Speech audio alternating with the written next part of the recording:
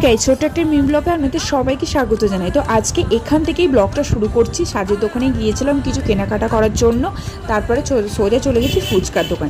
তো মেয়ে এখানে আছে, ও বলছে আমি ফুচকা খাবো না। তারপরে আমি আর তোমাদের দাদা ফুচকা খাওয়ার পর কালকে যেহেতু শ্রাবণ মাসের প্রথম সোমবার, সেই জন্য ফুল মিষ্টি কিনে আর এই দেখো সাজের দোকানে গিয়েছিলাম চুড়িটা কিনতে, সবুজ চুড়ি।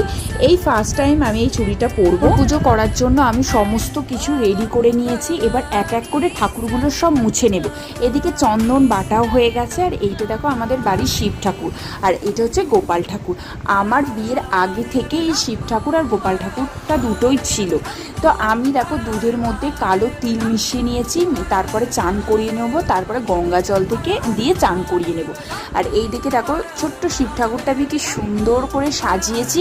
এদিকে সমস্ত ঠাকুরকেও খেতে দেওয়া হয়ে গেছে, ধুনো ধূপর জেলে দিয়েছি। তো ভিডিওটা এই পর্যন্ত, আজকের মতো টাটা।